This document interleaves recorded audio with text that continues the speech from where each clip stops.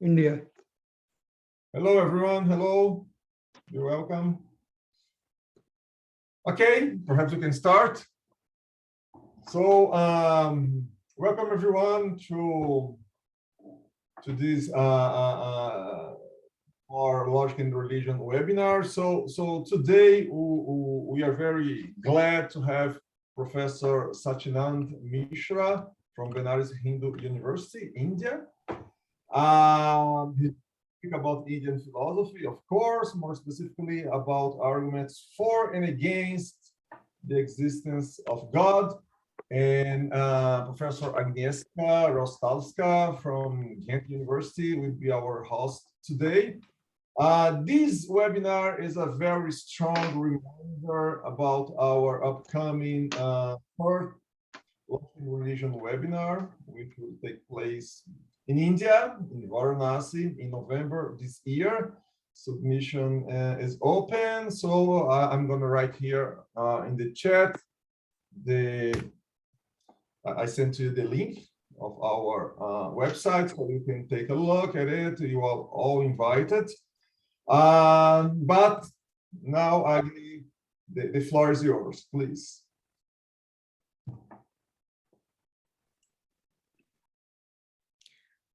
Thank you very much.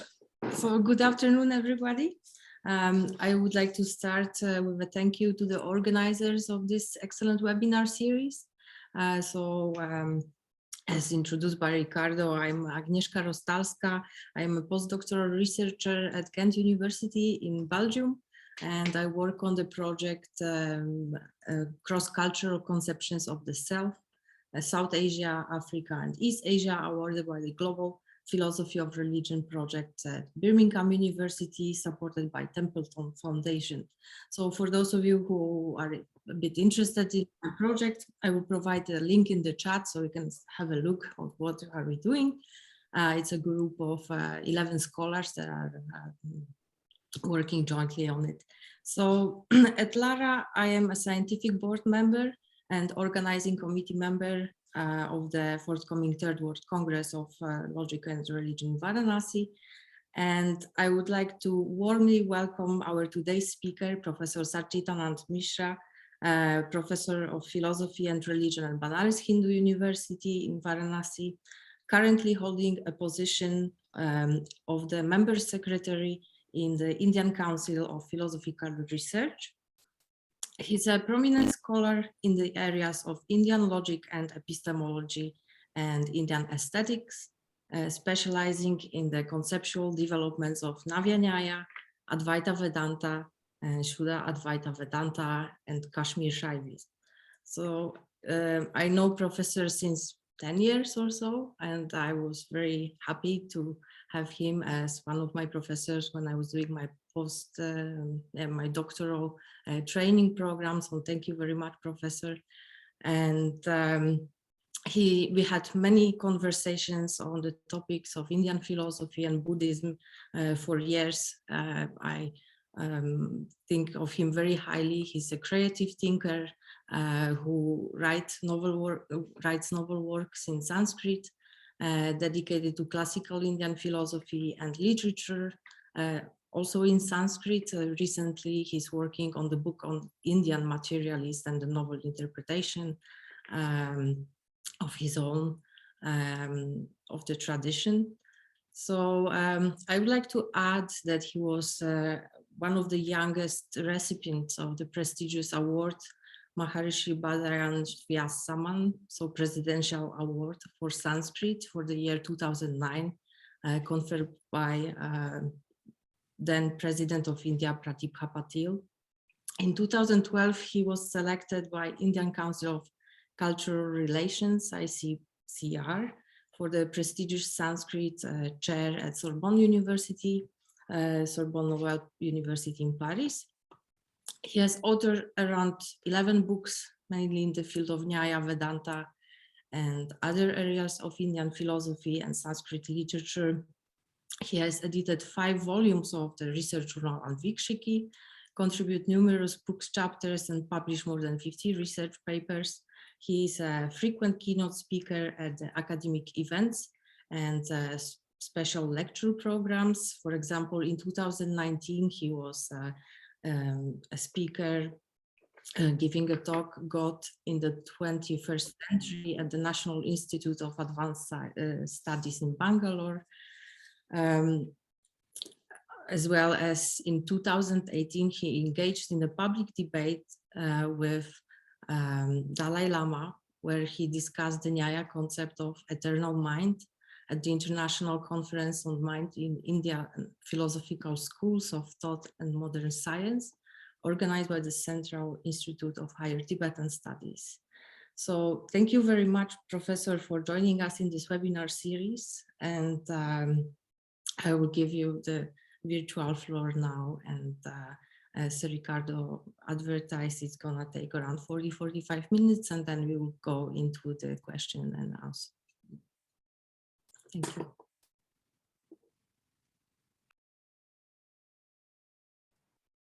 Your mic is mute, Professor.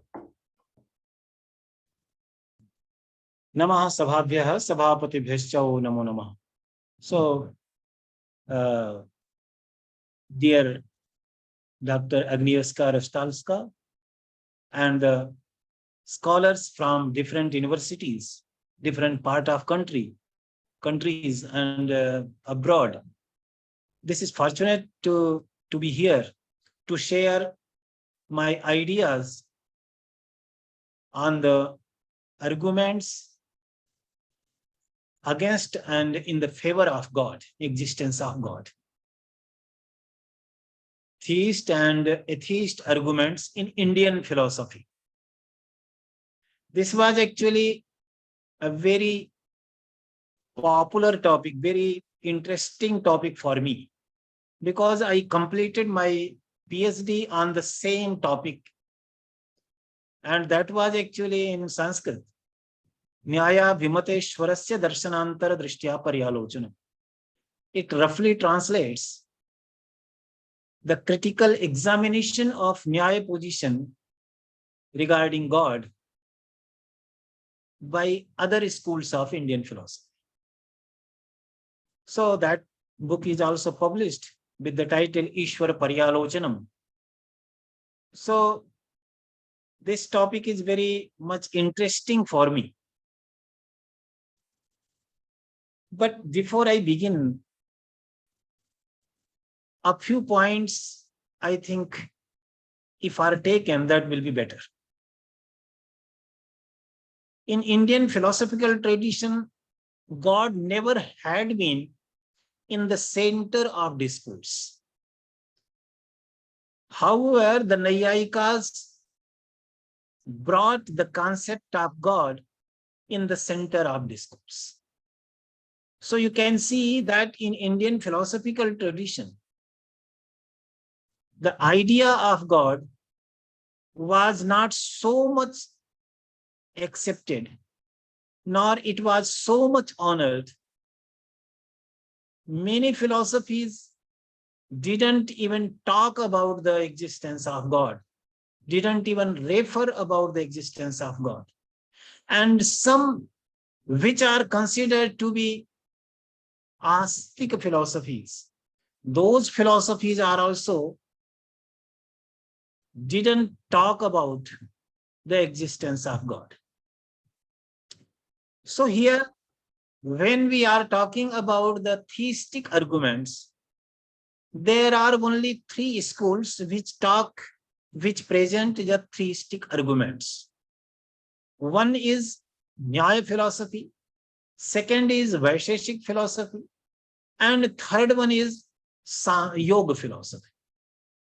And here again, when we are taking these three philosophies, because the development of Indian philosophy is actually a systematic development, because there are systems of philosophy, Nyāya system, Vaiśeṣika system, Sāṅkhyas system, Yoga system, Mīmāṁsakas system. In that way, there are systems of philosophy. So there are only three systems which propound the arguments to support the existence of God. And there also, we find only a little arguments in yoga philosophy. And also, Vaisheshik philosophy is not considered to be so separate from Nyaya philosophy, because after Udayanacharya, the Nyaya Vaiśeṣika philosophies are considered, are understood as identical philosophies from two regions. One is that the Nyaya epistemology was accepted by Vaisheshika philosophers, and secondly, the Vaisheshika metaphysics ontology was accepted by the Naiyayikas. Therefore, after Udayanacharya, these Nyāya Vaiśeṣika philosophies are considered only one philosophy. And as I highlighted the point that yoga philosophy only gives a little arguments. For example, there are only 3-4 sutras which discuss the existence of God. First one is Klesha Karma Vipakashe Raparamrishtaha Purusha Vishesha Ishvara. It roughly translates simply that a Purusha Vishesh, a particular Purush, person, and this Purush should be translated as person. So a particular person who is free from Klesha, Klesha means suffering, karma, action, and karma vipak, the fruits of those actions, and also ashay, which gives the fruition of those actions. Free from all these, a person is there, and that person is called God, Ishwar. And thereafter, in Yoga Sutra, we find another sutra which gives the hint what is the nature of God. And it says, Tatra Niratishayam Sarvagya Bijam. In that, in God, there is omniscience, the seed of omniscience. And Niratishayam, more than that is not possible. That type of Sarvagyata is available there, where no more cognition is possible. So this second sutra gives the hint regarding nature of God. And thereafter it says, Saha Saeshaha Purveshamapi Guruhu Kalena Anavachhedat. So this God is actually teacher of all those which teachers are earlier, because there is no limit in time. So we can see that only 3 sutras are available in yoga philosophy. And these arguments which are presented here, those are developed by later philosophers in the Bhashya and also in other commentaries. So here, as the Sāṅkhya philosophy, Sāṅkhya metaphysics is accepted by yoga philosophers, there is only a little room for the God, because Prakriti itself is capable of producing the whole universe.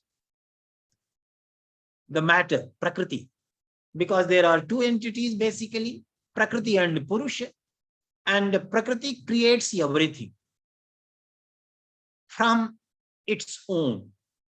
So it is called a Vyakta, effect, actualized form. So this world is actually actualized form of Prakriti. And there is only a little room left for God. So if it is asked what arguments are provided to prove the existence of God in yoga philosophy, we are left with only these. You can say that this is actually only a lip service, because not so much arguments are provided. The Naiyayikas, on the other hand, provide so many arguments.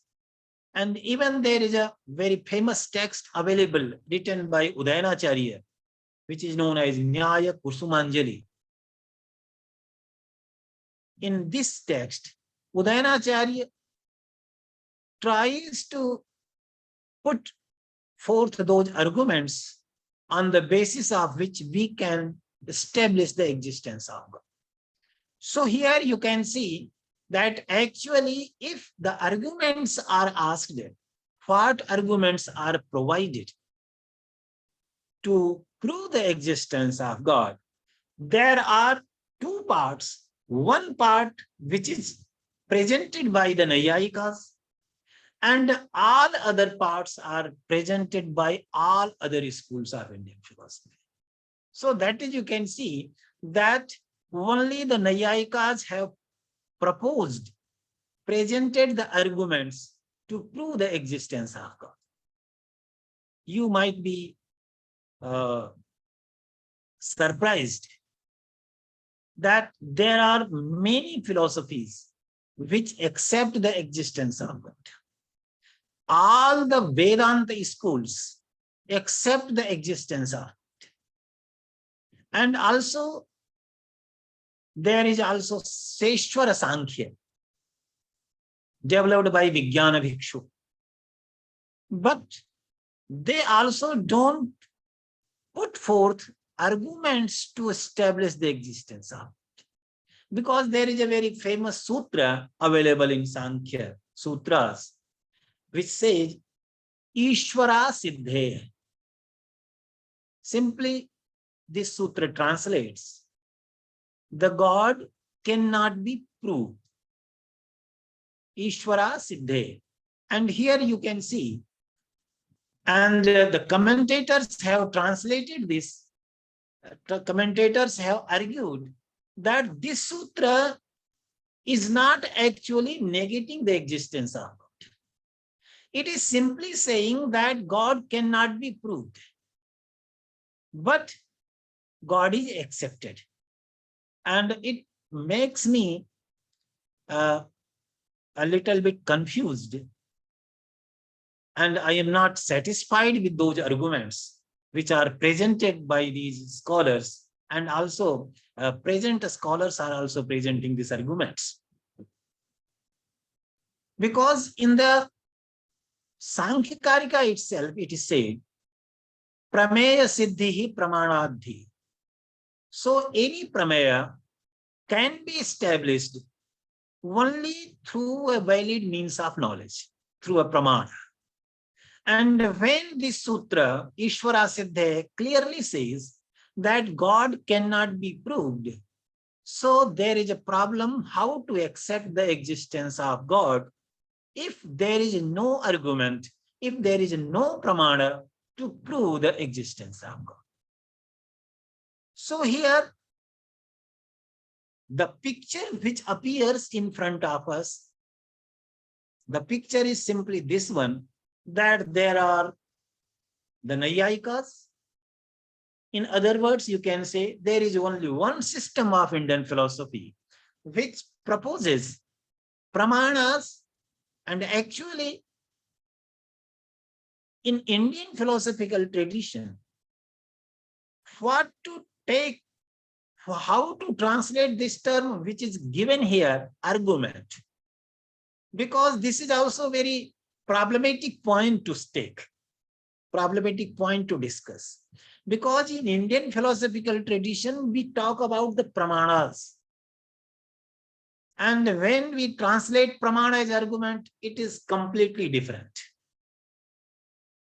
So if it is asked, what pramana is provided to prove the existence of God, that will be a little different point of debate. Because all Vedantic schools accept the existence of God. They also propound the pramanas to establish the existence of God.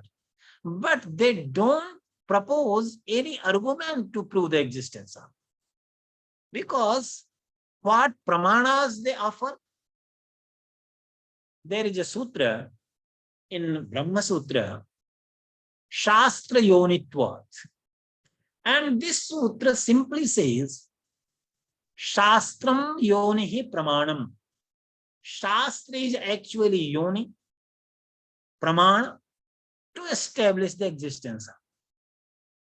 Because when we are talking about theistic arguments or atheist arguments, we put aside the Shastras, put aside the scriptures, because it is written in the scriptures, therefore we cannot accept the existence of. And if it is taken in that way, all Vedanta philosophers, all Vedāntins try to put forward this argument in this way. So you can see that these Vedantic philosophers are also not offering any arguments to establish the existence of. Rather, they are sailing on the same boat with the Cārvākas, with the Jaina philosophers, with the Buddhist scholars who oppose the existence of God, who try to argue that there is no sound argument is available to prove the existence of. So when we are talking about theist arguments and atheist argument, the point of debate is actually this one, that if there are sound arguments to prove the existence of God, or there are sound arguments to negate the existence of. Because theist arguments means, theist arguments may mean that those arguments which are sound, and if are not sound, they appear to be sound to prove the existence of God. And atheist arguments are those arguments which at least appear to be sound to negate the existence of God. So here, all these Vedantic philosophers are offering arguments to negate, to prove that God cannot be proved through arguments. This is to say, there are no sound arguments are available to establish the existence of God. This is the common understanding of all other philosophers except these three, Nyāya, Vaiśeṣika, and Yoga philosophers. Nyāya philosophers say there are arguments, and in brief, because given the time limit, in brief, I will be presenting those ideas. Udayanacharya presented 9 arguments. And this is the shloka, very famous. This Karika is very famous. Karya yojana dhrityade padat pratyayata shrute vakyat Sāṅkhyā Vaiśeṣācha sadhyaha vishvajidavya. And this Karika actually presenting 9 arguments to prove the existence of God. However, I am not going to explain those 9 arguments for this simple reason that these all arguments can be clubbed in 3 categories.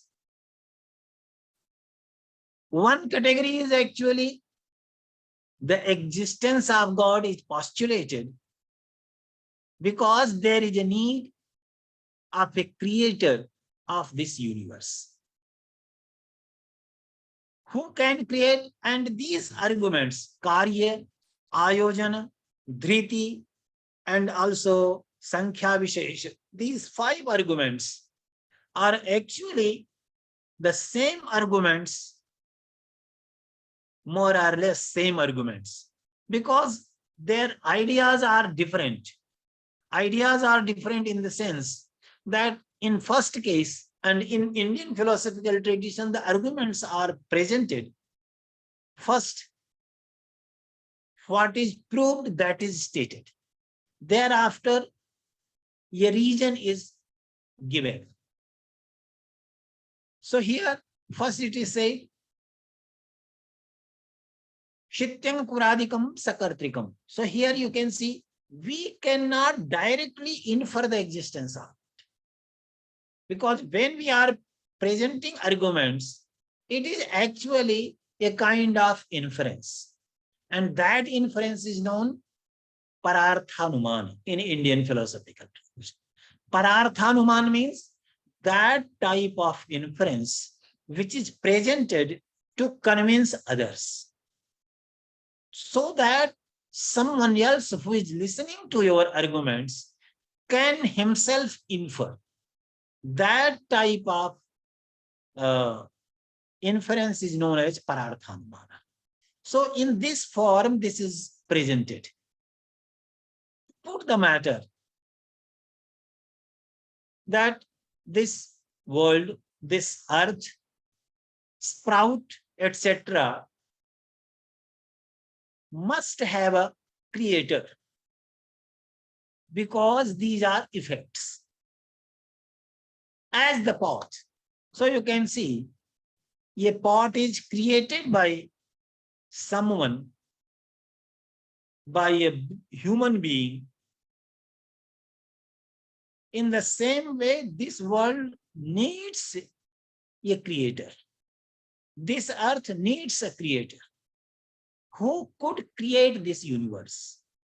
And there are other arguments, simply ayojan. There needs to be ayojan. Ayojan means there are, this is accepted that this world is created from atoms. So atoms must be conjoined. And if atoms are not conjoined, the universe, the world cannot be created. So there must be someone who is joining these atoms. So you can see the first argument and second argument in essence are actually identical. Because in first argument it is argued that this world needs a creator.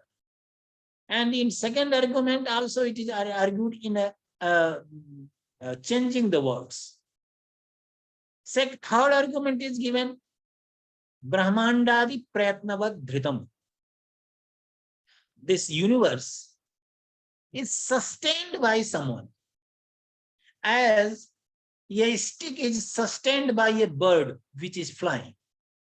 You can see some birds are flying, taking a small stick, and that stick doesn't fall. In the same way, the argument is given here, and you can see that this argument is also more or less the same argument. So there are many arguments which are following in this category. And this, what Udayanacharya has propounded, before Udayana, in Tātparya Vaiśeṣika Mishra also propounded these arguments. And before Vaiśeṣika Mishra, there are arguments proposed by Udyotakara, who wrote Nyāya Vaiśeṣika. And he is also saying, changing the words. And you can see that in Udayanacharya's Nyāya Kusumanjali, those inferences are actually a little bit polished and well established. So this argument is actually put in simple words that this world needs a creator because this is an effect. Second argument is actually not very well given in by Udayanacharya, but it is presented by Udyotakara and also in Tātparya Tika. And the root of that argument, the seed of that argument is available in Nyāya Sutras. In Nyāya Sutras also, there are only 3 sutras. And the first sutra reads, Ishvaraha Karanam Purusha Karma Falya Darshana. God is the cause, because many a times the efforts of persons are futile. Because, and this is translated, the whole point is given, explained in this way, that you can see that many persons try to perform the same kind of thing, but all don't succeed. Only a few of them succeed. Why? The Nyāyikas say that there is something which is not seen, which is available. Not seen means the term is given by Nyāyikas adrishta. And this adrisht can be translated as not seen. Means negation, drisht means seen. So adrisht is actually not seen. So there is something which is not seen, which is not observed by ourselves, but which is there. And due to that padartha, due to that element, our actions sometimes are fruitful and sometimes are fruitless, futile. And the problem is this one, how that not unseen element can affect our action, can make our actions fruitful, and sometimes can make our actions fruitless. And in its developed form, this argument can be understood that actually this is a moral argument, because the Nyāyikas believe that this world is actually a moral world. Moral world in the sense that whoever performs whatever action, the person is held responsible for that. And the person is bound to enjoy the fruits of those doings. Suppose a person is doing something good, then the person will be enjoying the fruits of those doings. And if someone is performing something bad, the fruits of those doings also the person is going to enjoy. But what we observe in this life, we observe that some persons who are committing crimes, who are committing so many wrong things, are engaged in wrongdoings, they also are not getting punished for that. They are living this life very beautifully, very happily. So how is it possible that they are enjoying the fruits of doing those doings? And when could they enjoy the fruits of those doings? The Nyāyikas say that this is coming from beginningless time. So the point must be remembered. It is coming from beginningless time. So when we are talking about that this universe originates, it doesn't mean that this universe originates first time. Rather, every creation was actually followed by a destruction, and every destruction is followed by a creation. So this creation is coming from beginningless time. So there is no beginning, you can see. And it is coming from beginningless time, but we are free. And this is the freedom of human beings, freedom of jivas, atmans, that they can make themselves free from this suffering. So there is a suffering going on from the beginningless time, and we are all are in bondage, and due to our own action. And this is moral order is going on, and how we are suffering due to our actions, and which we committed in our past lives, and how those actions are fruitful in this life. How could they provide us the fruits of them? Then the Nyāyikas say that being inert, they are not capable of providing the fruits of themselves unless they are directed, unless they are regulated. And I think this is a proper translation, regulator. So they need a regulator. And the Sanskrit word for this is adhisthata. So if there is an adhisthata, then only an inert thing, an inert element can give the fruits of, can provide the fruits of those doings. So this argument is actually coming from this moral background, that there is a this world is a moral world, and whoever is performing something wrong, the person is going to be punished to enjoy the fruits of those doings. So how it is happening? When someone is doing something good, dharma is produced, merits, it is called merits.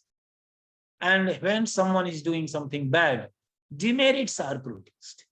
And there is Sanskrit term for these two, dharma and adharma, adrishta, what I have translated as unseen. So adrishta is there. And due to that adrishta, we all are enjoying the fruits of those doings. Later on, we are enjoying the fruits. So this argument is based on this. And third argument is actually based on that there are Vedas, and these Vedas must be created by someone, must have been. These are actually scriptures, and any scripture, these are actually in the form of sentences. So these need a speaker, an author. They are in need of an author or a speaker. And sometimes you might find this argument a surprising argument, because these arguments are aimed at the Mīmāṁsakas. The Mīmāṁsakas accept that these Vedas are actually apaurushaya. Apaurushaya means not created by any person. So these are not created by any person. And the Mīmāṁsa concept of Vedas is this one, that from beginningless time, these Vedas are there in the same way. These were spoken, these were taught as by a teacher to the student, and the student is teaching them to his students. And in this way, there is a tradition, and this tradition is never broken. And because if there is any break, how this tradition could be there? So they are saying, they are of this opinion that Vedas are apaurushaya. And apaurushaya, therefore, there is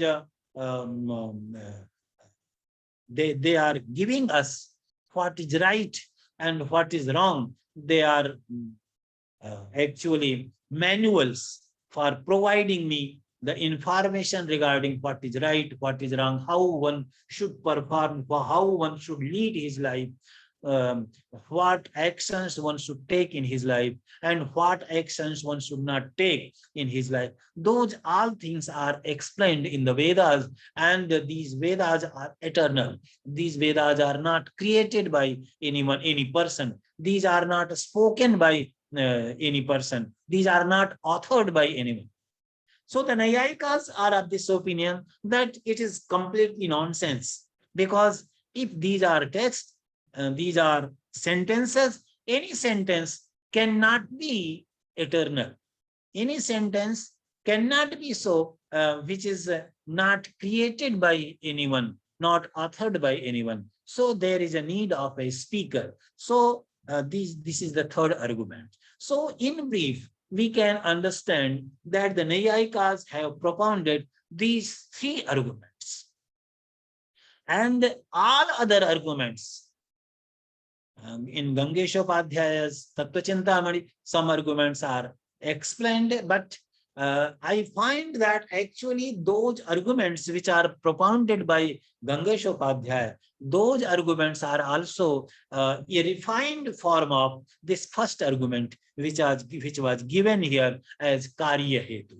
That this is to say, the world has a creator because these are effects.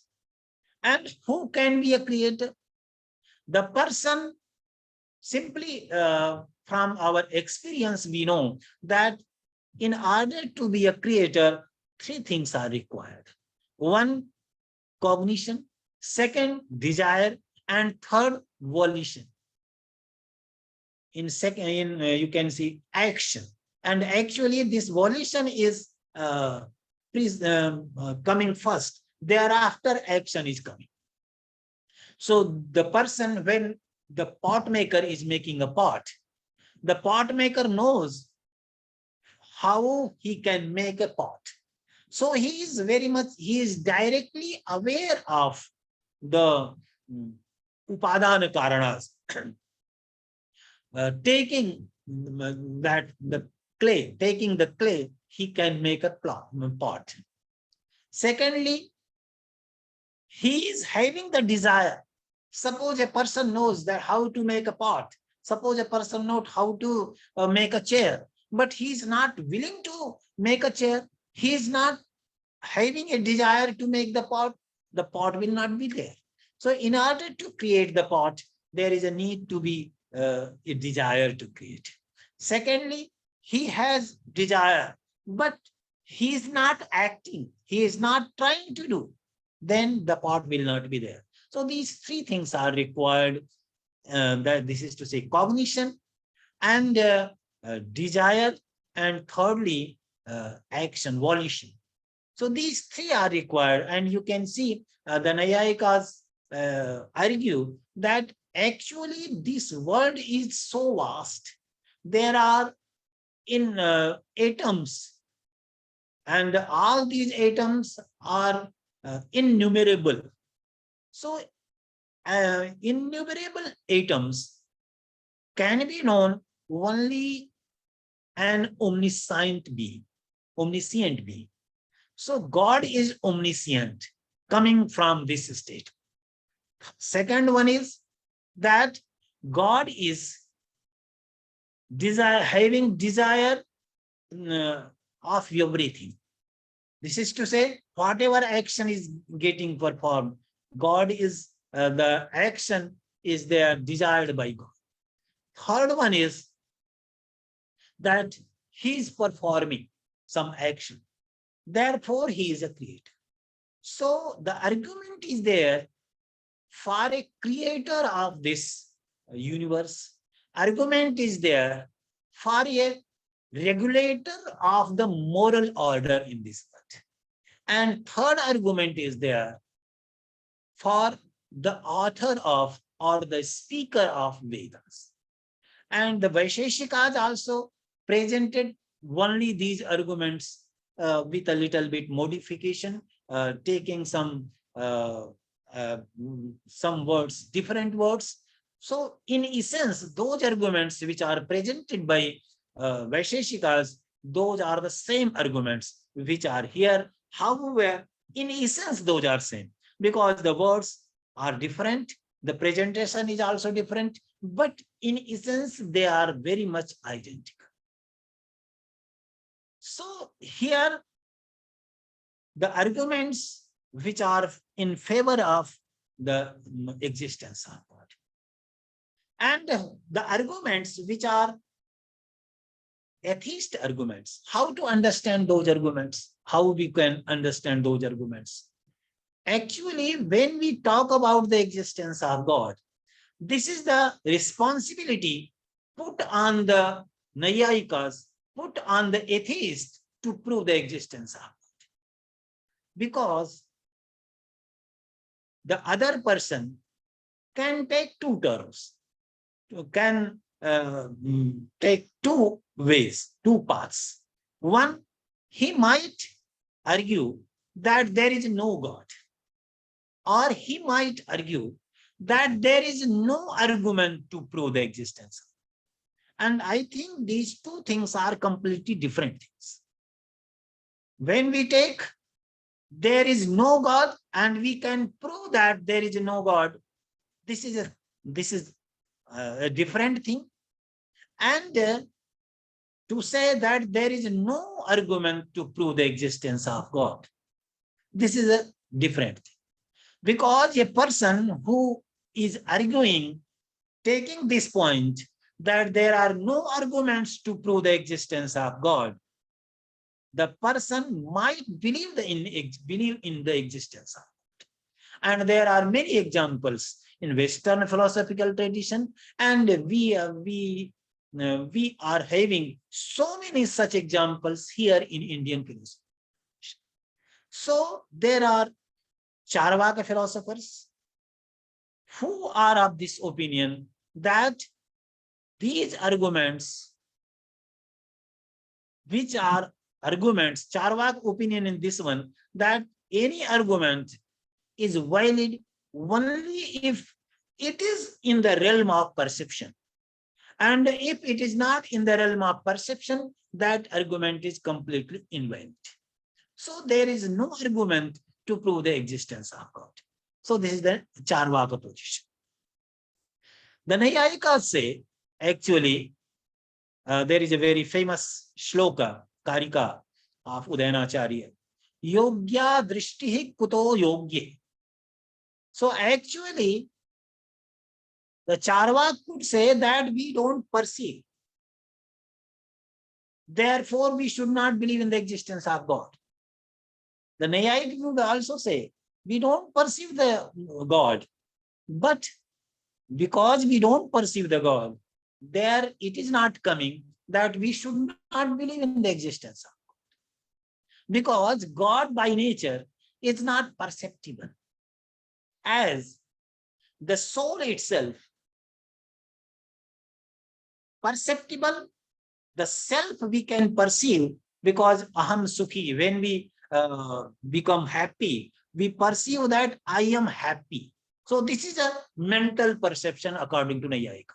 So we can perceive ourselves through manas, through mind, but we cannot perceive other beings, other atmans, because what we perceive the body. But when you talk about Mohan or David, David is not only a body. David is actually different from body. And that who is different from body, that is Atman. And the Atman can move that body only. Therefore, the person is known as David, or the person is known as Mohan. So this is the Nyāya way of argumentation. They say that actually God is by nature ayogya. Ayogya means not perceptible. So absence of perception cannot be proved, cannot be presented, cannot be proposed as an argument to negate the existence. Suppose we have a debate regarding the existence of pot on the table. So if this argument, this debate can end very easily, because we can say that if there were pot on the table, the pot could have been perceived. Because the pot is not perceived on the table, being present on the table, therefore it is proved that there is no pot on the table. But in that way, we cannot present the arguments to negate the existence of God. So actually, when we negate the existence of God, actually this negation, how to take this negation? And in Tattva Sangraha by Shantarakshita, and in the commentary of Tattva Sangraha Panjika by Kamal Shila, it is very well explained that actually the negation, and there is a very interesting point the Nyāyikas have presented. If you negate anything, first you have to accept the existence of that. Only that thing can be negated which is existent, and which is not existent, that cannot be negated at all. So every negation presupposes the existence of that. For example, when you negate that there is no pot, you accept the existence of pot somewhere else. So whenever you are negating anything, and there are some examples like Shashaslingo Nasti, there are no hairs horn. So don't we negate this in this way? The Nyāyikas say, we do negate in this way, but actually this negation is not the negation. This is actually the negation of horn in the hair. So when we negate hair's horn, it means that actually there are no horns in the hair. So this type of negations are also available. And Shantarakshit has noticed this point, and he is very well aware of these points. And he says that when we negate the God, we are actually negating the creator of this universe. We are arguing that we don't need a creator of this universe. So we don't need the creator of this universe. This is the Buddhist position. This is the Jaina position. This is also the Cārvāka position. And they would say, no, we need not that there is a God, there is a creator. Why? Because they are presenting this idea that you have taken one example, a pot, and taking one example, you try to conclude that this world is like a pot. Therefore, there is a need of a creator. And these Cārvākas, these Jaina philosophers, and these Buddhist philosophers argue that this is not a good way to go in the direction, because we have so many examples where there is no creator at all, because there are so many trees in the forest, there are so many mountains, there are so many rivers, and all these are not created by anybody. The Nyāyikas say these all are actually also created. And here the Nyāyikas position is this one. They say that all these which you are taking as not having a creator, those all are taken in the paksha. This is to say, all those things are taken as place where we need a creator. And every effect which is taken as here, there is a need of a creator. So this argument goes in this way, that janyam kartrijanyam karyatva. So whatever is created, that needs to be created by someone, because it is an effect, and every effect needs a creator. So this is the position adopted by the Nyāyikas. And there are arguments, atheist arguments, proposed by Buddhist scholars and Jaina scholars. They also say that actually what you are saying, that these are effects and therefore they need have a creator. This is not a valid argument, because you are not only arguing that there is a creator, but you are arguing that there is one creator. And there are so many examples which are created by so many persons, because there are buildings which are not created by a single person. So this world is so big, so vast. So therefore, there is a need of not only one creator, but there is a need of so many creators. And if so many creators are taken, that will go against your position, because you are arguing for one creator. And if one creator is there, then only that person could be considered as God, as Ishwar. And if there are so many creators, it will not be considered a case of God, existence of God. So the existence of God cannot be concluded on that ground. There are Mīmāṁsakas are also. Mīmāṁsakas are considered astika philosophers, orthodox philosophers, sometimes it is translated.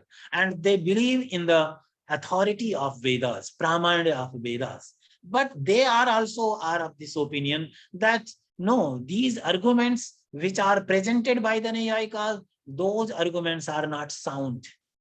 Therefore, they are also coming to that point, that on the basis of this hetu, this reason, you cannot conclude that this world has a creator. This world was created by someone. So these Mīmāṁsakas, and Mīmāṁsakas' position is something doubtful in the sense that they believe in the existence of devas, but they don't believe in the existence of God. Devas, because there are so many rituals, there are so many yagyas, and in those yagyas, those sacrifices are given, and so many sacrifices are given for in the name of gods, devas. So these devas are not considered to be God by themselves, and there is a debate. There are two schools in Mīmāṁsakas, that one says that actually whenever it is said that there are no arguments to prove the existence of God, it doesn't mean that we don't accept in the existence of God. So what I just a little ago I explained that there could be two positions. Two positions could be adopted. One, we need not accept we need not believe in the existence of God. And second is that we do believe in the existence of God, but the belief is not based on arguments. So that position is adopted by some Mīmāṁsakas, and first position is adopted by some other Mīmāṁsakas. And the second position is adopted by all the Vedantic philosophers. And they are saying Acharya Shankara. And Acharya Shankara refuted the Nyāya position very well. And he says, he has taken this argument, Karyatva Hetu. And he says that this argument is not valid one, because the same argument, which is the same defect, which was highlighted by Cārvākas, also by Buddhists, and also by Jainas. He is taking that position, and he's saying that it cannot be inferred. And there is a sutra, Janmadhyasya Yataha. And Janmadhyasya Yataha, if this sutra is taken, this could be translated, could be understood in the same way as we take this inference presented by the Nyāyikas. And that argument, he's saying that actually this sutra is not presenting this argument, but rather this sutra is saying that this is a factual statement. This is not an argument to prove the existence. This is to say, if you believe that the world is created by God, then you should believe it on the basis of scriptures, because only scriptures are there to prove, to establish the existence of God. So this idea is present in all the Vedantic schools, and the Nyāyikas find these arguments a little bit ridiculous, because the Nyāyikas have said that if we believe in the existence of God on the basis of scriptures, that will lead to interdependency, anyonyashraya. Because why do we believe in the authenticity of Vedas? This question would arise. And this goes against common understanding that these Vedas are apaurushaya. Why? Because these Vedas are actually in the form of sentences. These Vedas are actually text, and every text, every sentence must have a speaker, must have a creator, must have an author. Therefore, these Vedas must have an author. And if these Vedas are accepted on the basis of authenticity of the author, then there is a problem. Who is the speaker of Vedas? You will have to say that these Vedas are authentic because these Vedas are spoken by God, and these Vedas are authentic, therefore you believe in the existence of God. So it is actually an interdependency. And in order to remove this interdependency, you have to infer in a different way. So the Nyāyikas are not going with, they don't go with the Vedantin philosophers. However, the Nyayikas believe in the authenticity of Vedas, Pramana of Vedas, but they don't accept that because the Vedas are authentic, therefore, this is to say, at first, we cannot accept on this ground. Secondly, we can, but first we have to accept that there is a God, and on the basis of arguments, because there is no pramana, no perception is available to prove the existence of God. And there are only 4 pramanas. One, perception. Second is inference. Third is upamana, where similarity is involved. And fourth one is scriptures. So on the basis of scriptures, we cannot accept the existence of God in first place. And the perception doesn't provide us. Even the perception is not capable of providing us making us aware of other persons. The perception is able to provide us information in the existence of body, but it is not able to provide the argument, the ground to believe in the existence of other minds, other knowers, to put it in a systematic way. So who is the knower? So here the point is this one: Atman is the knower, and Atman is knower, and we know ourselves. So we become aware of ourselves through perception, through mental perception, but we don't become aware of other knowers through perception. Rather, we become aware of other knowers through inference. So here, the Nyaya position goes in this way: as we become aware of the knowers, aware of the existence of other knowers through inference, in the same way, we become aware of the existence of God through inference. And this is the inference through which we can become aware of the existence. There could be the question. The question is simply this one: whether this argument is sound enough to prove the existence of God in the way a deduction is made. The Nyayikas in the Nyaya philosophy, actually, we don't find any distinction in such a way where induction and deduction, these are taken differently. But here we have an inference as a pramana, anumana as a kind of pramana, where both elements are available.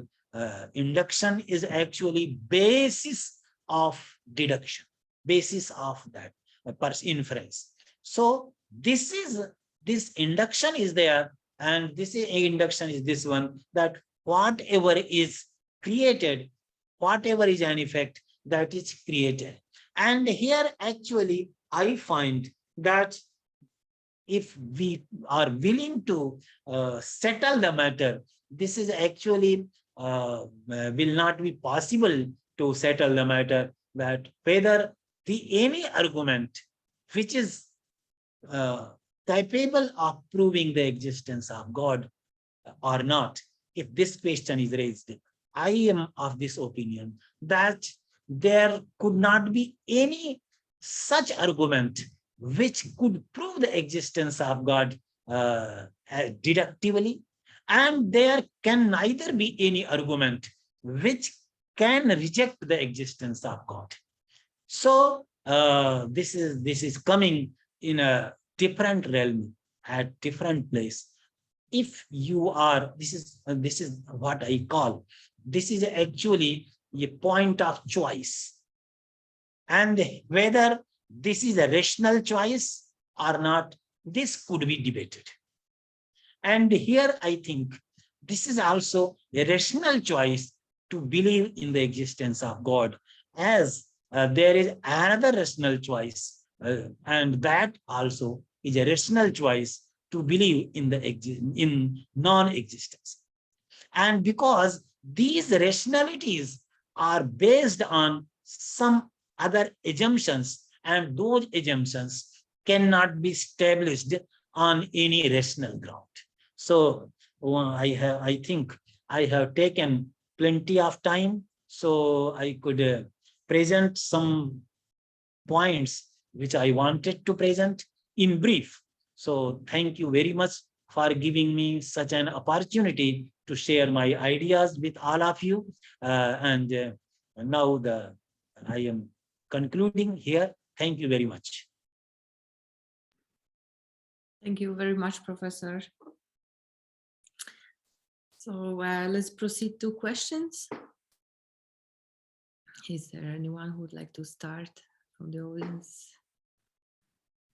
Okay, I see the hand. Please, Professor Yashwant Shagvapi, could you unmute yourself?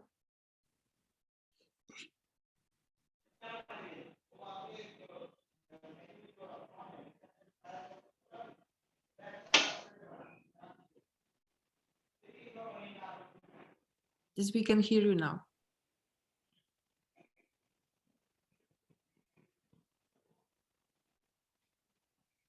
Hello. Yes, hello.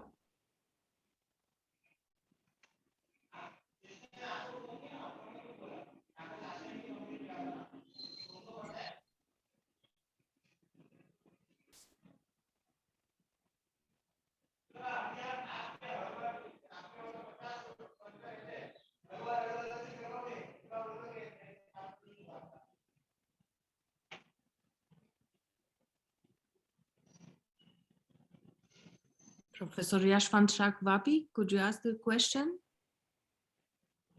Good evening, sir. Am Good I evening. audible? Yeah. You are audible. Okay, thank you very much. The point is here, I'm sorry if I divert a little bit and I won't take more time. It's the question of faith after all that comes into the picture.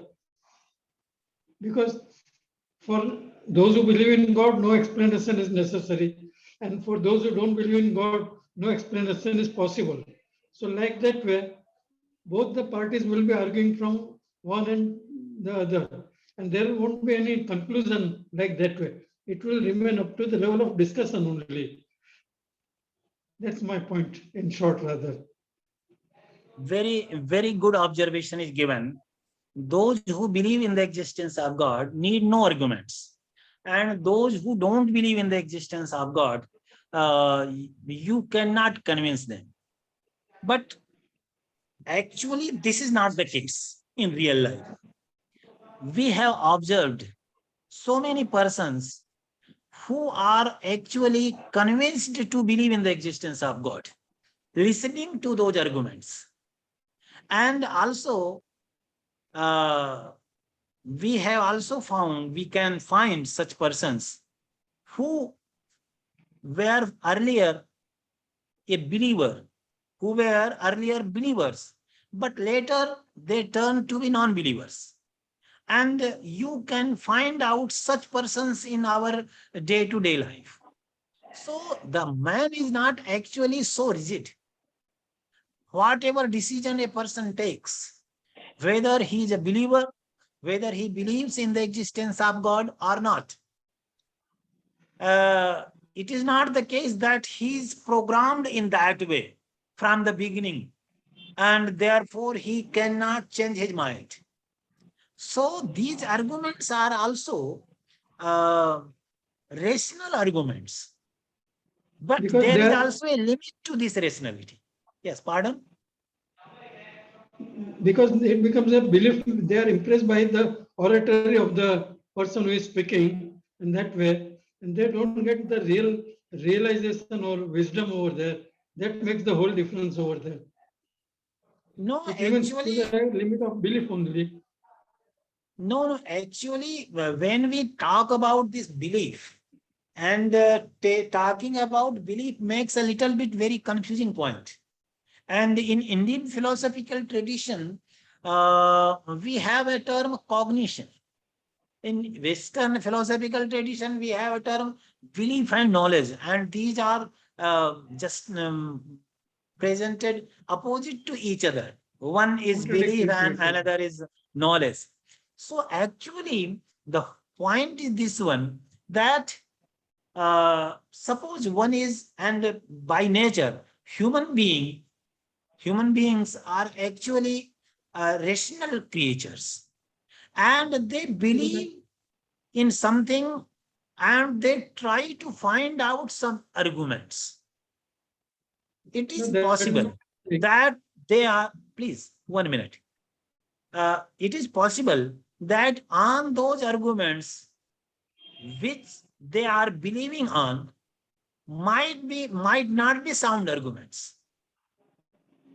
On scrutiny, because there is a very famous sloka coming in Vakya Padiya, and it is said, Yatne nanumitopyartha kusalair anumatrivihi abhiyuktatarairanyairanyathai vopapadyate.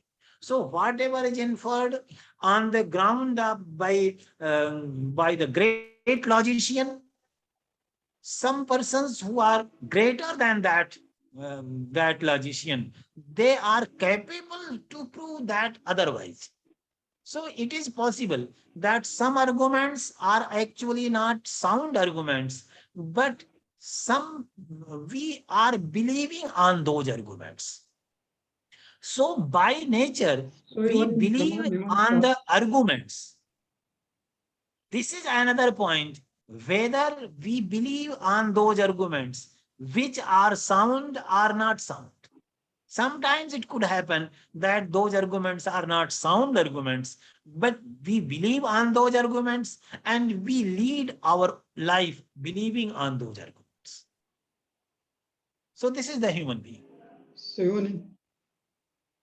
even in Hemchandracharya's Praman Mīmāṁsa, we get all those varieties also mentioned over there. Because Praman also, it ultimately comes to the faith over there. Actually, if you are bringing everything to the realm of faith, that will be a difficult position. And exactly, because there are two things: faith by birth and by visualization. That makes the whole difference. In Jainism, as this so is Samyak Darshan. what is this visualization? What is this realization? Whether you believe, you accept this realization a kind of pramana or not. And if that is also going to the realm of faith. So you are coming to that direction, which I highlighted earlier, that we are rational beings and we try to find out some arguments to believe in anything. And if you are taking any argument, people are presenting those arguments on which ground they are arguing. So that is possible. But, and whatever you have mentioned, there are so many texts written by Hemachandra. Also, there is a text written by Prabhachandra Prameya Kamala Martand.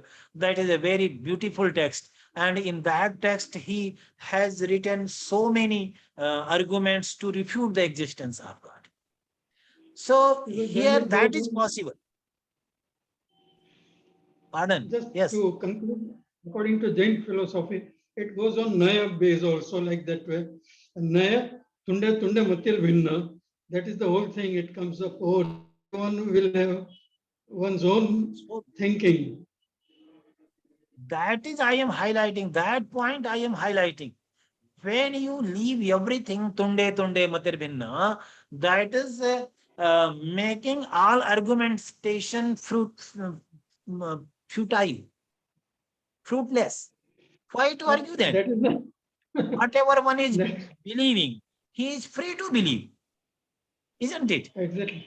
Suppose, let me take another example.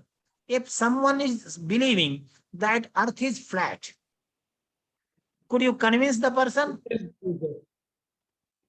It is his Could pleasure. you convince the person or not?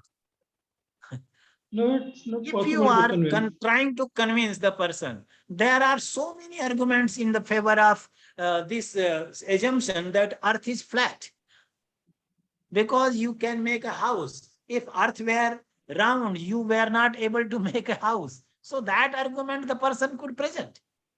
It is true that that argument is not a valid one. But any human being who is believing in anything actually having some arguments to support that. That is the point I am saying. And therefore, there is a gradation. When we are putting those arguments, and therefore these arguments are very useful. Useful in the sense that other persons who are not capable of grasping the point, realizing that their arguments are not sound, they realize it. So if this argument, the person is coming to argue with you that earth is not flat, earth is flat, and you say no, earth is round, earth is not flat. So here arguments are given. And sometimes the person could realize this.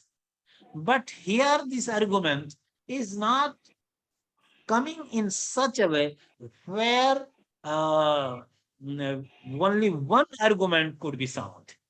It is actually such type of situation where arguments are based on suppositions. And if arguments are based on suppositions, then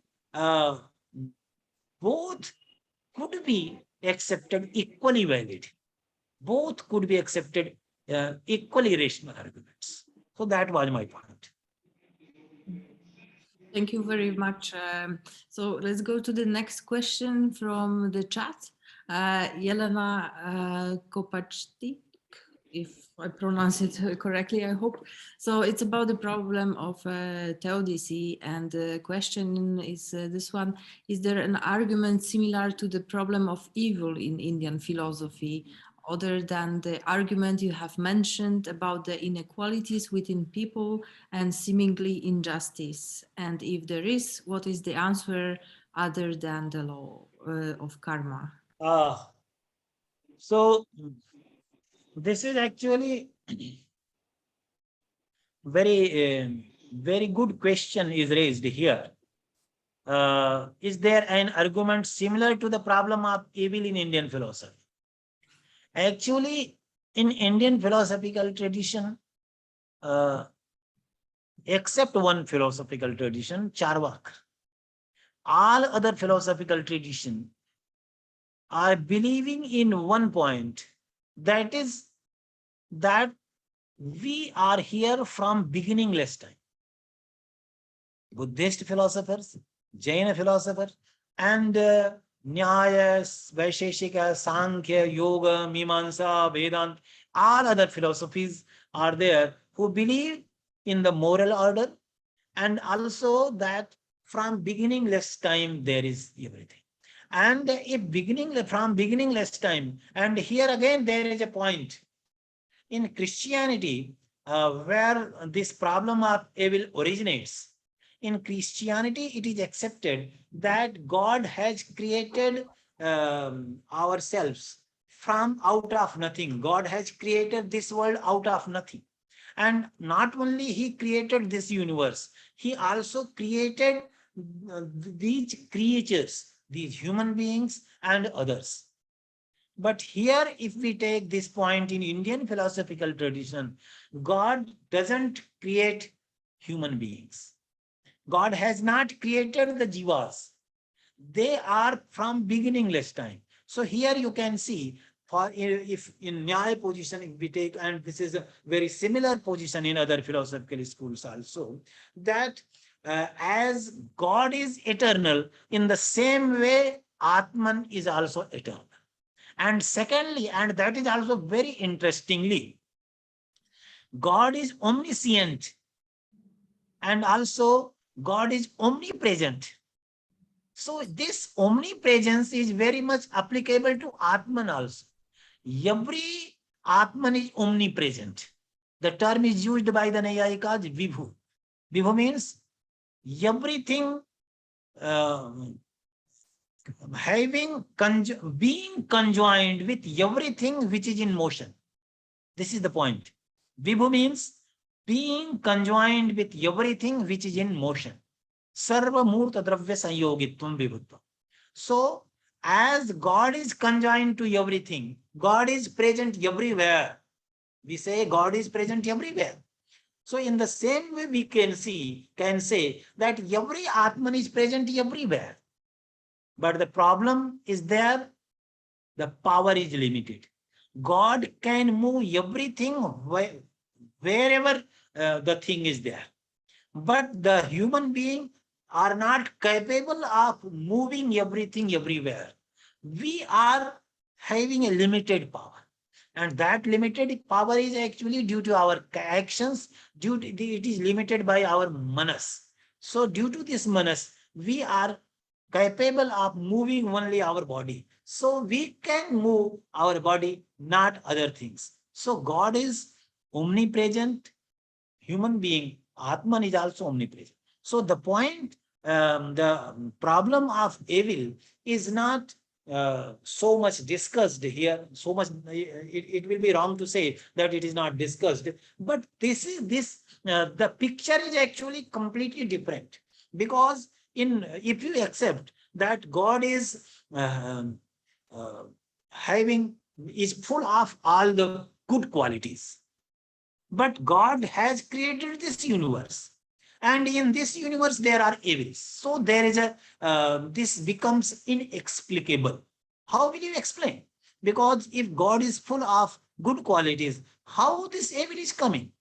But here the Nyāyikas say God, and also there is a very interesting point of difference between the God of Nyāya and the Christianity of the God of Christianity. That, and this is very well argued and discussed in Western philosophical tradition, and many times it is said, if God can do everything, and because God is omnipresent, so God omnipotent, so he can do everything. But here the question doesn't arise. Even God cannot make this universe out of nothing. So the Christian God is much powerful God in comparison with Nyāya God, because Nyāya God cannot make this universe out of nothing, but Christian God can make this universe out of nothing. So that is because if this is the point, then there appears to be the problem of evil. And here in Vedanta, the problem of evil does appear, but they are capable of solving it, taking the help of Maya. And here there is an answer that this is Leela. So there is only one being, and who is suffering actually is not different from the person. And how this world is created? Ek sa aikshat ekoham bahusyam. The person, the God, the Brahman was one, and he desired that I am alone, I should make others. So he made everything from himself, not from out of nothing, but he made everything from himself. So everything, whatever is there, is actually one form of God. So it is very well explained in Gita, where it is said, Ishvara sarva bhutanam hriddeshe arjuna tishtati. So in the heart of everybody, God exists. So if there is suffering, who is suffering? No human being is suffering. The God is suffering in the form of human being. So this is actually a kind of leela. So there is no problem of suffering at all in Indian philosophy. And there is another point in Cārvāka tradition. There is this point. And from Cārvāka perspective, there could be this question answered from different perspective, and they try to make this suffering reduced. So there are these issues that what I wanted to say. Thank you. Thank you. So the next question, please, Assis, could you unmute yourself? Thank you, Professor Mishra, for your wonderful talk. I have a question about. Actually, I was always very curious to know more about Eastern perspectives of this existence of God. So I really loved your talk over that topic. So one question though. So we have like several different concepts of God. You have like in Western perspective, in Eastern perspectives. You mentioned some things that are really close to Western perspectives, like God having omniscience, omnipresence. What about other properties like mercy, justice? Do Indian or Eastern perspectives of God in general also include those properties as being divine properties as well, like mercy, justice, like moral properties as well, like that? I'm always wondering about that. Thank you. Thank you very much. Asking a very good question. For the Nyayikas, mercy and justice cannot go hand in hand. These two cannot go in hand in hand. And here, God give, as I have explained, from Adrishta, because God, there is a moral order. So because there is a moral order, therefore there is justice. This quality is present there in God. And it is also said that God is Karunika. The Sanskrit word is there, Karunika, Karuna, compassion. So there is a compassion. But this compassion is also very much limited in Nyaya philosophical tradition. And in Kashmir Shaiva philosophy, we can find a little bit different idea where compassion is also there and justice is also there. So in the God accepted in Kashmir Shivadvayavada, so Shiva, that is, there is compassion also, and also there is this justice also.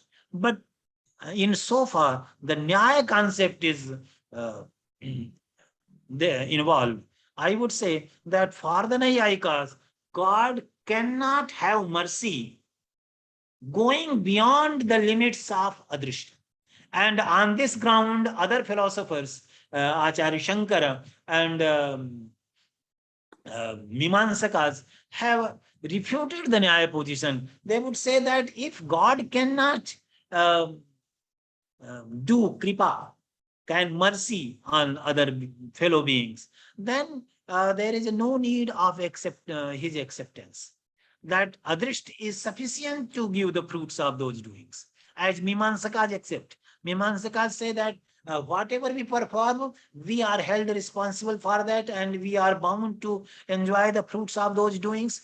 But there is no need to accept that there is someone, there is a God, there is a person who is regulating those actions to for their fruition. So that is the idea, that is the point. So for the Nyayikas, this karuna is there, but this karuna is also very much limited. Limited in the sense that he cannot pardon someone. For example, if I take this example, as a justice can pardon someone, as the president can pardon someone, in the same way, God cannot pardon anybody in Nyaya position.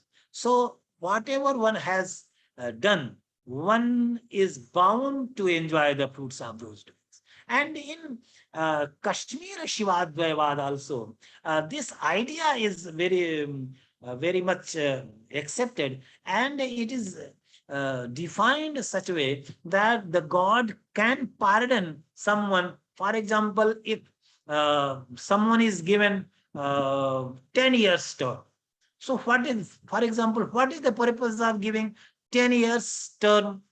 So the term is given so that the person may suffer 10 years in the jail, in the prison. And the Kashmir Shivadvayavadins have translated that if God is willing to pardon someone, he can pardon, but he will pardon in this way that he will give the punishment, the suffering, intense suffering in only one moment. That suffering which was going to there for 10 years long, that 10 years suffering, the person will feel in one moment, and thereafter he can be free from that. So in that way, they have explained this idea. But in Nyāya, the Nyāya framework is something different. Thank you, Professor. Next question, Shivanand Sharma, please. Thank you. And thank you, Professor, for your insightful presentation. I enjoyed it. Quick question. You had mentioned, I think you had mentioned about 3, maybe 4 means of knowledge. I think you said perception, inference, and scripture in some traditions. And you noted that none of them could definitively prove the existence of God. What I want to ask is there a place, is there an expanded understanding of perception that will admit some sort of religious experience as a kind of evidence? Or is it only sense perception that they allow? Do they allow more than sense perception as valid proofs of God in Indian philosophy?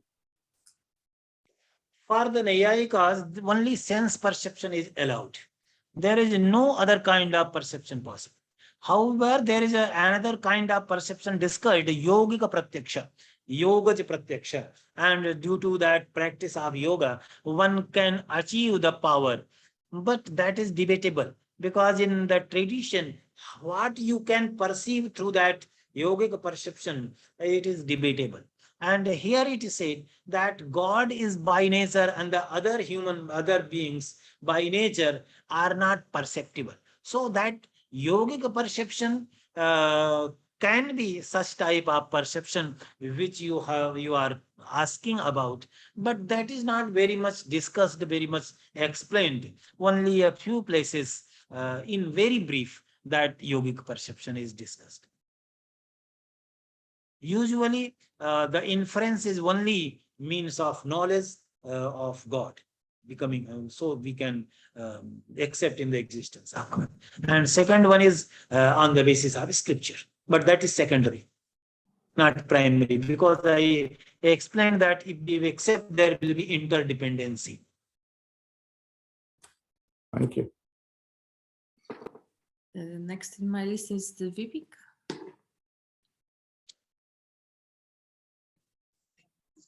Am I audible? Yes. Yes, yes. Yeah. Okay. Thanks, Professor, first of all, for that insightful talk. So in the course of the lecture, you kind of maintained a position from where you said that, this, very divine and ultimate testimonial authority of Vedic scriptures kind of can be said to be derived from the very presumption that those are, divine words themselves. Right. And since those are divine words, they can actually not be false. Right. And we can actually see that how recursive this definition is, or the way of explanation is, because it actually presumes the existence of the very thing that it purports to kind of establish, right, through that argumentation. But even if we keep that particular consideration aside, I think this way of, argumenting in favor of the existence of God kind of is involved in a direct refutation of the very existence of God itself. Now, I was just trying to explain it how. So I'm not sure about the exact way the divine reality or the divine being has been kind of conceived in this particular tradition of philosophy. But I think, across the religions, God as the ultimate metaphysical entity has always been kind of imagined as an entity which kind of transcends the empirical reality. And it is limitless by very definition of itself. And at the same time, it is something which cannot be delimited in whatever way possible, right?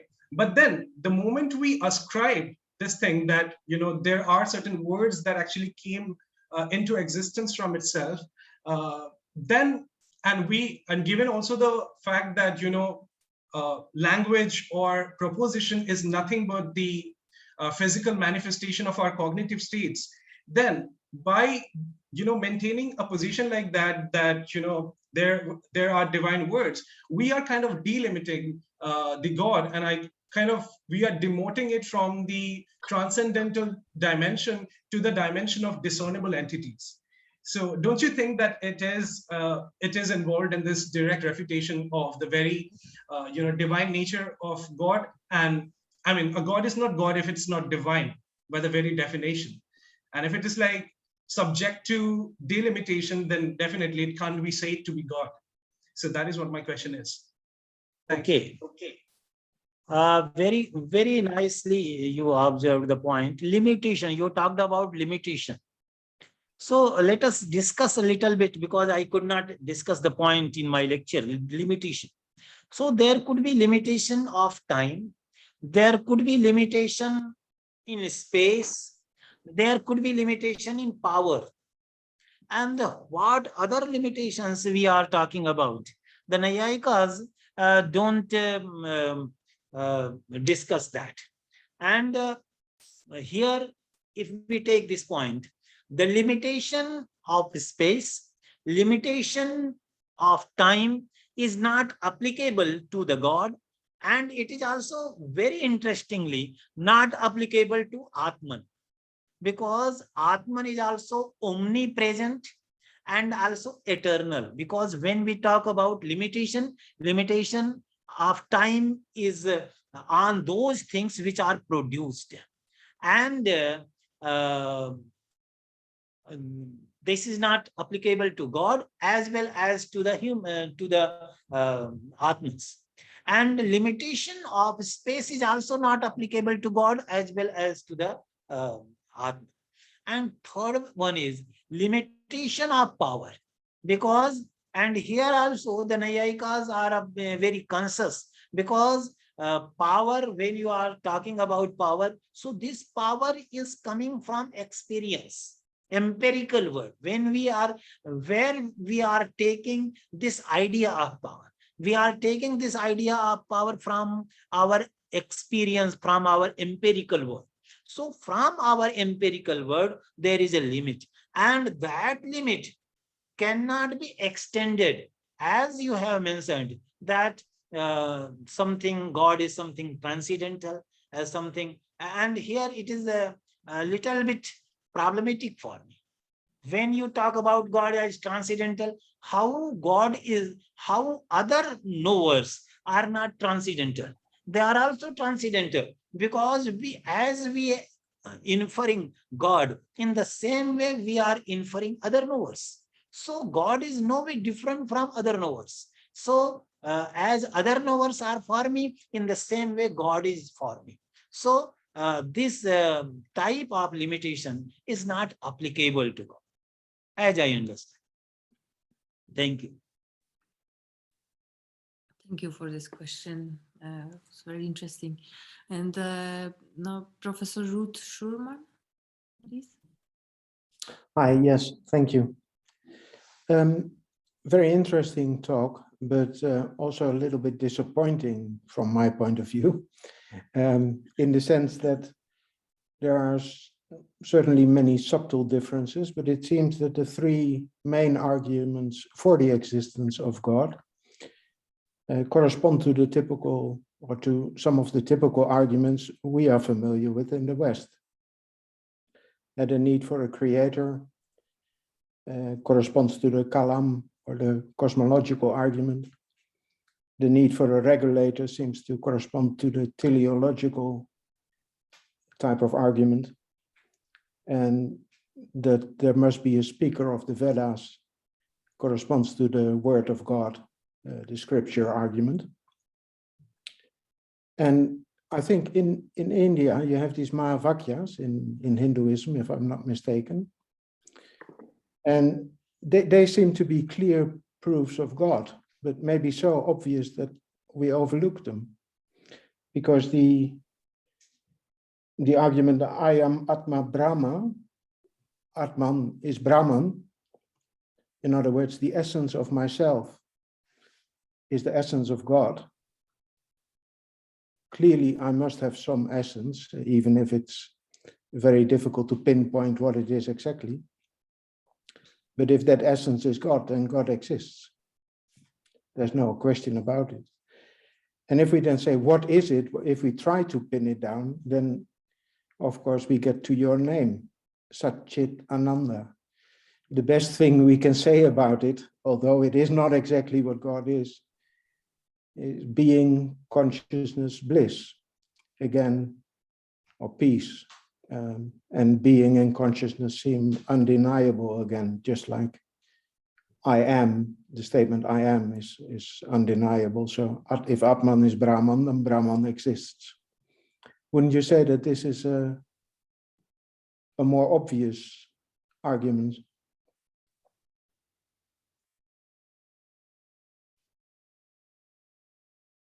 Okay. Shall I respond now? Yes, please. Okay. When I say you referred, I am Atma, Brahma. So we have to make a distinction between Brahman and Ishvara. Brahman, you can say that Atman is Brahman, Ishvara is Brahman. But the earlier one, when I say Brahman is Atman, that will be not correct one. Brahman is God, it will not be correct one. Because Atman and Jiva and Ishvara, both are equally mithya in Vedanta philosophy. As the world is mithya, in the same way Atman is also mithya and God is also mithya. So that point must be understood. And actually, many a times we think that Brahman is identical with God. Therefore, the confusion arises. So, Brahman is experienced as Atman, but God is not experienced as Atman. Because Brahman, when whatever is experienced, there is nothing but Brahman.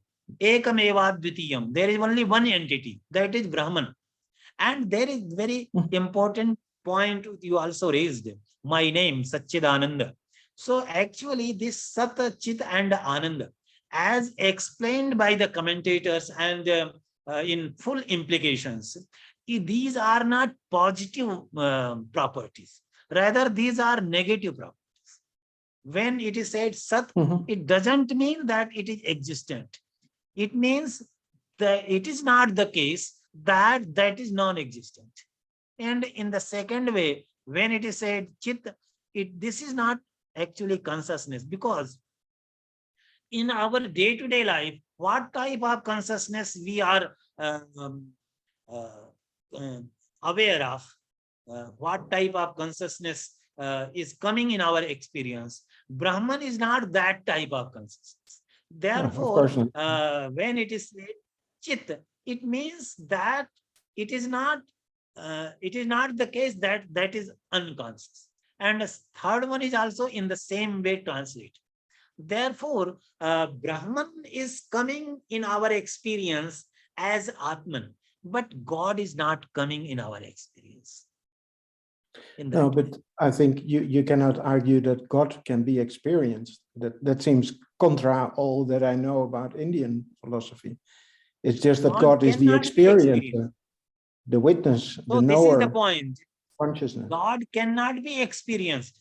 Right. In Nyāya tradition, in other tradition also, in some bhakti traditions like Madhva Vedanta and also some Vishishtadvaita Vedanta, some schools, there is a possibility. So, but that is a later development. In those schools, such type of idea is also available. But that is a vast topic and it is difficult to summarize all those issues here in this. Therefore, I have left those points. Okay, thank you. Thank you.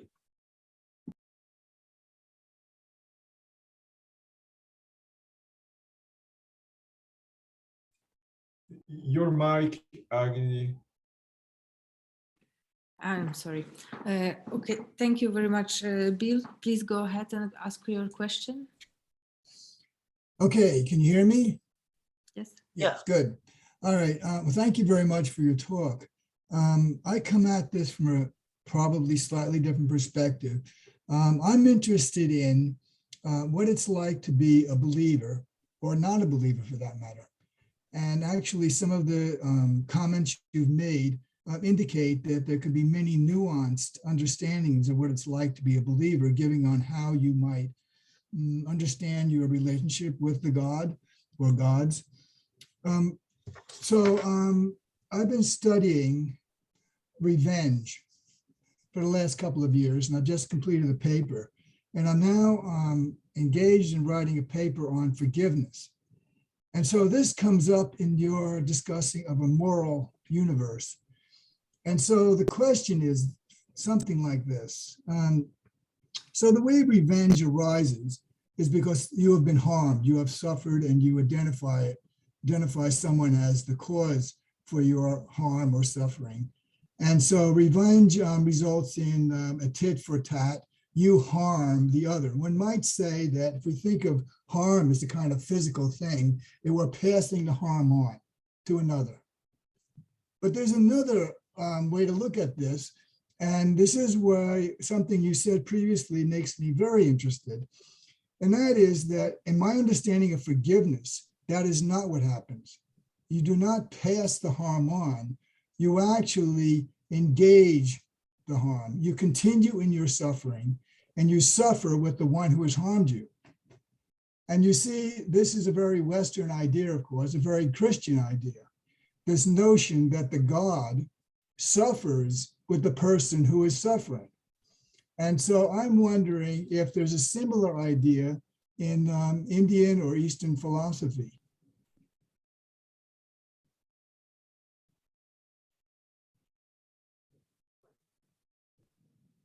You're pausing, so I wonder if you're hearing me.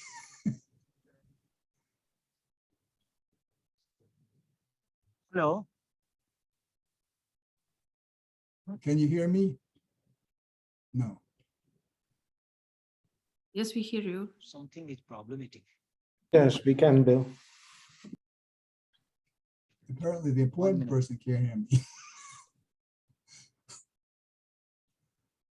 Let me try to help Professor Mishra.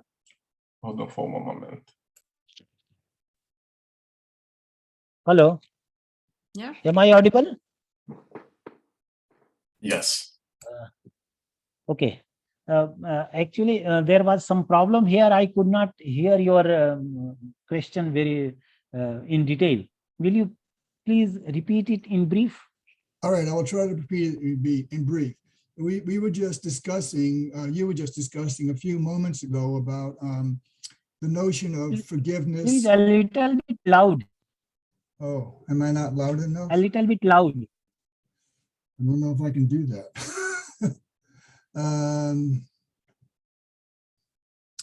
Maybe I'll just put it in the chat. Okay. Yeah, okay. So in the meantime, maybe Ricardo, would you like to ask your question? Okay, sure. Well, first of all, thank you very much, Professor Mishra, for the talk. Very, very comprehensive, very, very interesting. I have a question about Vedanta, and it connects with the previous question. I thought that you were talking about Vedanta in general, but it seems to me that you talked specifically about Advaita Vedanta. But anyway, I'm going to ask the question anyway. You said that in Vedanta there is this position that you can prove the existence of God. But I was wondering, there's this big debate within Vedanta about the nature of Brahman, right?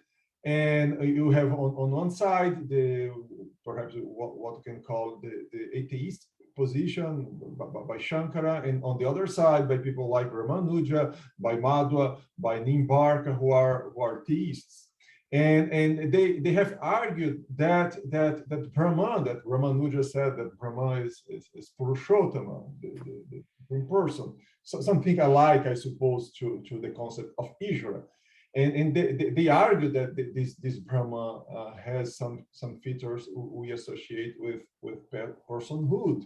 So I was just wondering whether the arguments that are given within Vedanta, if they cannot be considered as arguments for, if not for the existence of God, at least for the claim that the supreme reality has some attributes that we usually associate with God, or the Saguna Brahma, or the God of religion.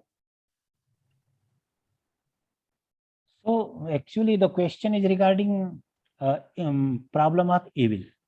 So the problem of evil, as I discussed earlier, that in Indian philosophical tradition, the problem of evil is not available so much because of this point, this fact that the knowers, the doers are there from beginningless time.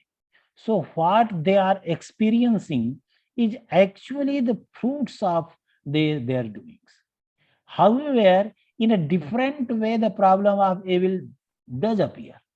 That this way that if everything is fruits of this doing, then if someone is committing a crime, someone is murdering, someone is raping, then you can say, you can postulate that the person is also being victim of that act due to his own karma, her own karma. So in that way, the problem of evil does appear. So in Indian perspective, when we discuss the problem of evil, this takes a little bit different turn. And in that turn, in that way, we should discuss the point. Okay, I'm sorry. Perhaps I was not clear enough, but I was talking about the problem, whether or not Brahma is a person or not, whether it is Saguna Brahma or Nirguna Brahma. I really can't see, and I'm sorry, I can't see a connection with the problem of evil. So what are you asking about Brahma? Yeah, I'm sorry. Let me ask the question again. I'm asking whether or not this debate within Vedanta, the debate of whether or not Brahma is a person. There are debates. There are debates in Vedas whether the Vedas are Brahma or not. And my question is, if some elements of these debates, they can be seen as arguments for and against the existence of God.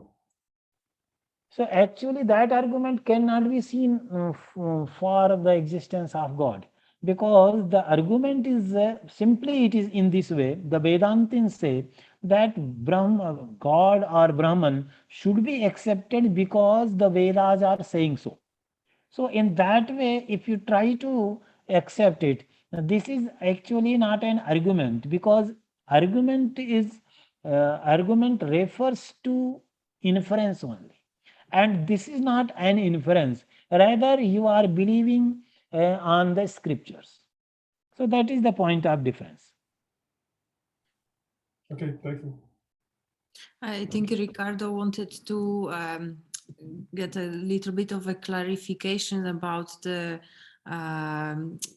Brahman being Nirguna or Saguna, so with attributes or without, and would it account for such, in any way, for an argument for the existence of God? Yeah, thank you, Agni. Thank you very much. Yeah, because I suppose there are some arguments for the claim that Brahma is a person, that he has or it has attributes like omniscience and omnipotence from the side of Ramanuja mainly, but also Madhu and so on and so forth. And on the side of Shankara, I suppose there are arguments for the claim that no, Brahman, it doesn't have those properties. It doesn't have any properties. It is nirguna, and thus it is not the God of religion. So my question is whether those arguments can be seen as arguments for and against the existence of God. I think that cannot be seen in that way, because the Ramanuja also explain this opinion on this issue, very much having the same understanding, same position. He's sharing the position with Acharya Shankara, and he's saying that Brahman should be accepted because Shastras are saying so, scriptures are saying so. And now the point is coming, how you interpret the scripture. And interpreting the scripture, Acharya Shankar is saying Brahman is Nirguna. And interpreting the scripture, Ramanujacharya is saying no, Brahman is not Nirguna. So that is the point. And then also Madhvacharya is coming, and he is also saying that interpreting the scripture, we come to this conclusion that Brahman is Saguna. And that is, there is a Dvaita. Brahman is different from Jivas, knowers. So all these are, actually this is a point of interpretation. And when we are interpreting the text, so this interpretation should not be understood in that way as we understand arguments. Thank you very much. I have a small question to you as well, because you mentioned that Udyotakara was one of the first that provided this causal argument with cosmological, moral, and teleological variants. But later on, this argument was still improved by later thinkers. So I wanted to ask you, because the Nyaya, we are talking about the Nyaya logicians that were postulating this, presenting these arguments, but they were not the only logicians on the scene in this time, and from the 6th century to 10th, 12th century in India. So there were also other logicians coming from different traditions. So I wanted to ask you, this agreement to the Nyaya arguments of the Buddhists, for example, if you could briefly tell us a little bit more what was at the core of this disagreement. So this is a very interesting point to note, that in India, I think we have the longest intellectual battle.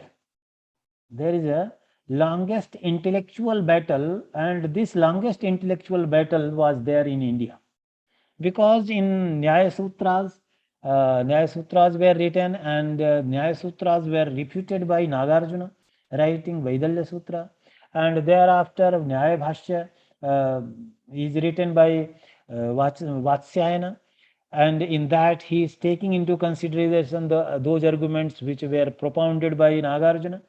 And Nagarjuna doesn't refute the existence of God. That is very interesting point to note, because in the sutras, the idea of God is so cryptic, because it is there only in 3 sutras. And in Vatsyayana Bhashya, that one sutra is explained very in detail, and there is a coming the idea of God.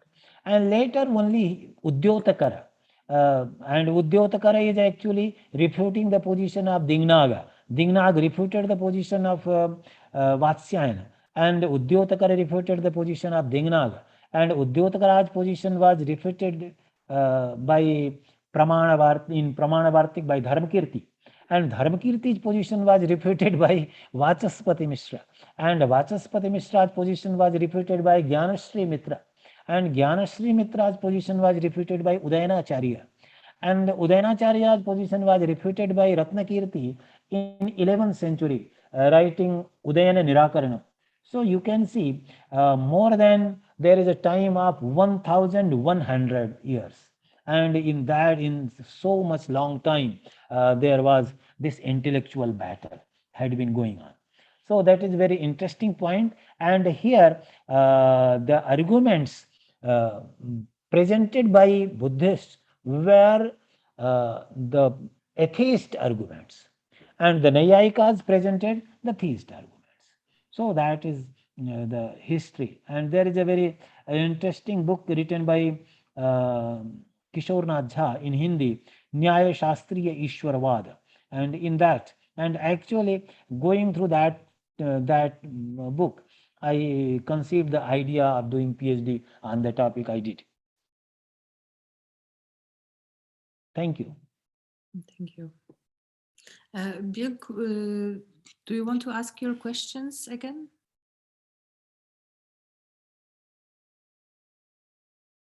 There is Anil Tiwari is raising his hand. I think Bill also wanted to ask his question. Would you like to ask? No. Okay, because your hand is still. Okay, and Anil Tiwari, please. Anil Tiwari ji, you may ask your question. Yes, good evening, sir. Good evening. Thank you. I could not, in fact, follow the whole talk because of very bad network, and there was power cut also. But I have just one curiosity that is related to the hierarchy of pramanas. So in the Nyaya tradition, we see that if we are to maintain a hierarchy between perception, inference, and testimony, then we can say that if there is a testimonial evidence, we have some doubt, so we can go for reasoning. And if we are not satisfied, then finally perception satisfies the whole of curiosity and it doesn't leave any doubt.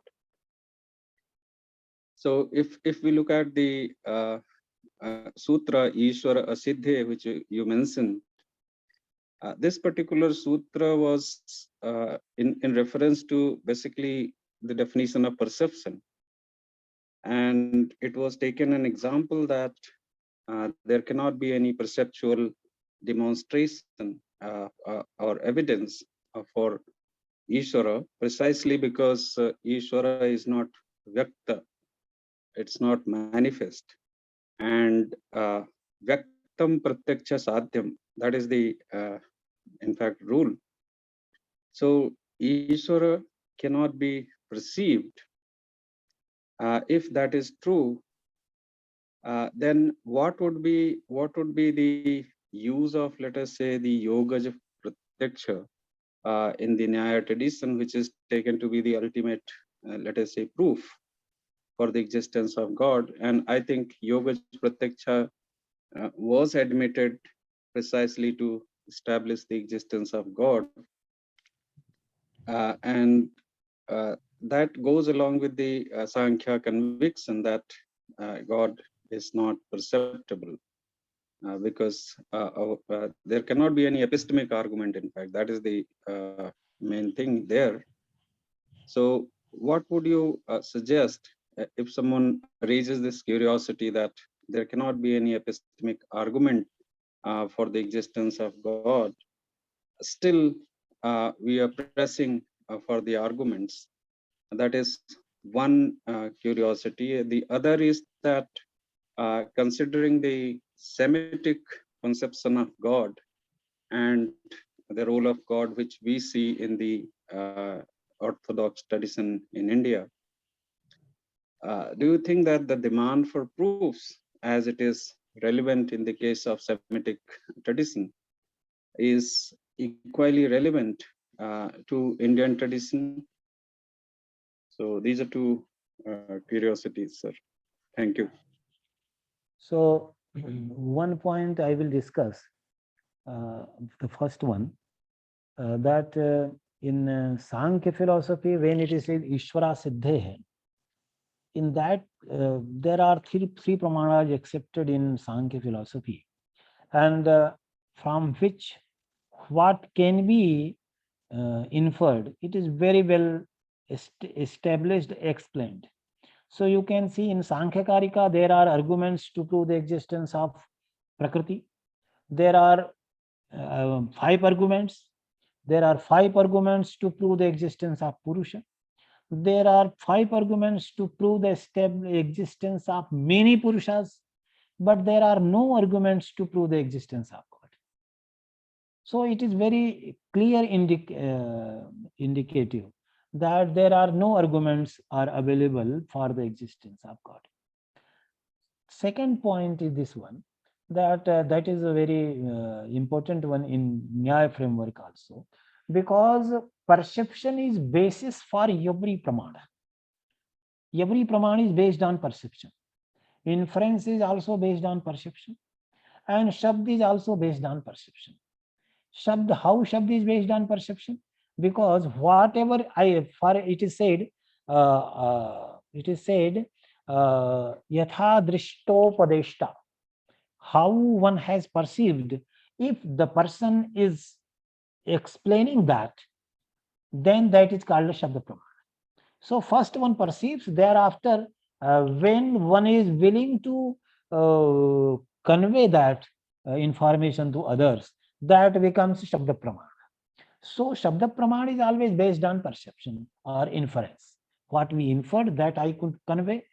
So briefly, you can see that there are 2 basic pramanas, Shabda and Pratyaksha and Anumana. And inference is not Shabda and Anumana. And Pratyaksha and Anumana. Shabda is not primary pramana. Shabda is secondary pramana. Therefore, on the basis of Shabda, Naiyayikas don't believe in the existence of God.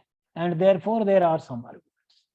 And here, again, the Naiyayikas are of this opinion that their arguments, and as I explained, that this argument should not be taken in that peculiar way, deductive argument, in the sense of deductive arguments, because it is a kind of inference. And we don't make a distinction between induction and deduction, because this is inference, and on the basis of induction, we deduce. So induction is actually the process through which we become aware of Vyapti, universal concomitance. So these are 2 points. So here the Naiyayika's position is this one, simply that on this way we can infer the existence of God. So the probability, if you take this as probability point of view, this is there are both probabilities are available. Thank you, sir. Thank you. Thank you. So the last question that Bill put on the chat. So when you harm another, we might say you have done wrong. When you are harmed, revenge entails that you harm them. But in forgiveness, you do not try to harm the other. Instead, you engage in the harm with the other. As such, your suffering is continued. This is similar to the Christian idea of the God sharing in the suffering of others. Is there anything similar in Indian theology? This type of thought might be available in Buddhist scriptures and also in Jaina scriptures, but I am not very much aware of that.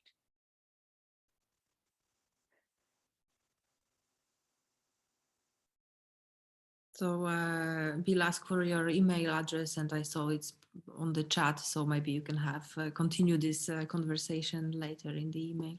So thank you very much for this lively discussion, and once again for your talk, Professor. I believe that Assis, yes, claps, virtual claps. So I believe that Assis would like to announce something. Yes, thank you very much again, Agni, for your wonderful work. And also special thanks for Professor Mishra. Thank you for your wonderful talk. I just want to announce our next webinar, which will take place on May, next month, May 12. So we're gonna host Professor Christopher Benz-Miller from Germany. He works on IA systems and engineering, more specifically with ontological arguments from the perspectives of computer science programs. that works on ontological arguments. So would like to have all of you again attending and participating in his presentation. Okay, so see you again next month in 30 days. Thank you. Okay, bye-bye. Thank you all. Thank you, Professor. Thank you. Thank you. Thank you.